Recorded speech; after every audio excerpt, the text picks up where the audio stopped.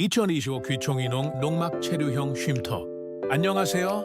오늘은 2025년 최신 귀총이농 흐름과 함께 요즘 뜨거운 관심을 받고 있는 농막 체류형 쉼터에 대해 이야기해 보겠습니다.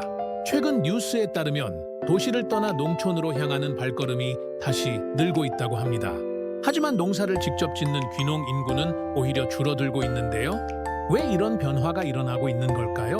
또 정부가 새롭게 추진하는 농막 제도 개선은 어떤 의미가 있을까요? 끝까지 함께해 주세요. 귀촌 증가, 귀농 감소. 먼저 2025년 통계를 보겠습니다. 지난해 귀촌 가구는 31만 8천 가구, 가구원 수로는 42만 명을 넘어섰습니다. 전년 대비 약 4% 증가한 수치인데요. 반대로 농사를 목적으로 귀농한 가구는 20%나 줄어 역대 최저치를 기록했습니다. 즉 농촌으로 가는 사람은 늘었지만 농사 자체를 선택하는 사람은 줄어든 겁니다. 귀촌 이유. 그렇다면 사람들은 왜 귀촌을 선택했을까요? 통계에 따르면 직업 때문 32%, 주거 문제 26.5%, 가족 24%, 자연 환경 단 4.6%. 흔히 공기 좋고 물 맑아서 귀촌한다고 생각하지만 실제로는 생활 기반과 직업 문제가 훨씬 큰 이유였습니다.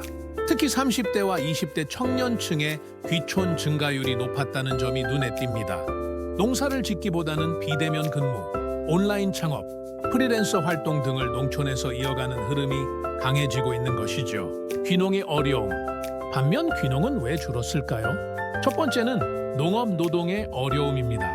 560대 세대가 주도했던 귀농 흐름은 점점 약해지고 있고 청년층이 농업을 선택하기에는 진입 장벽과 리스크가 크기 때문입니다. 두 번째는 농업인 등록 제도의 허점입니다. 실제로 일부는 투기 목적으로 농지를 확보해 농업인 등록을 하는 경우도 있죠. 정작 진짜 농사를 지으려는 청년들에게는 진입 장벽이 더 높아지는 겁니다. 세 번째는 농촌 생활 인프라 부족입니다. 특히 최근 청년 농업인들이 가장 많이 지적한 것이 바로 화장실 문제인데요. 농막은 쉬어가는 용도로 설치할 수 있지만 법적으로 화장실은 설치가 불가능합니다. 실제 농사 현장에서 여성 농업인들이 큰 불편을 겪는 이유입니다. 농막과 체류형 쉼터. 그럼 농막은 정확히 뭘까요? 농막은 농지를 관리하기 위한 임시시설로 연면적 20mm 이하만 허용됩니다.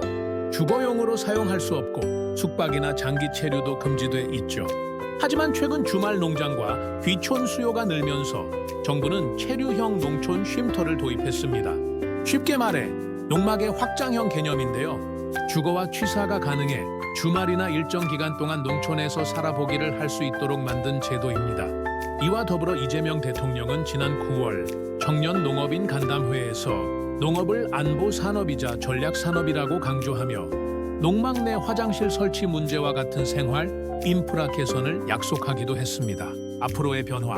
정부는 앞으로 농림 지역에서도 농업인이 아니어도 소규모 단독주택 건축을 허용할 계획입니다. 이렇게 되면 도시 거주자들도 농촌에 집을 마련해 주말마다 내려와 생활하는 것이 가능해집니다. 주 4.5일제, 주 5일제 근무가 확대되면 농촌에서 체류형 생활을 즐기려는 수요는 더 늘어날 것입니다. 이는 결국 농촌 인구 증가와 지역 경제 활성화로 이어질 수 있습니다. 정리해 보겠습니다. 귀촌 인구는 늘었지만 귀농 인구는 줄고 있습니다. 농촌에서 살아보려는 수요는 농막과 체류형 쉼터로 이어지고 있습니다. 정부도 규제를 완화하고 청년 농업인을 위한 지원을 확대하고 있습니다. 여러분은 어떻게 생각하시나요? 만약 농막 체류형 쉼터가 허용된다면 그곳에서 어떤 삶을 꿈꾸고 싶으신가요? 댓글로 여러분의 생각을 남겨주세요. 오늘 영상이 도움이 되셨다면 구독과 좋아요, 알림 설정 부탁드립니다. 감사합니다.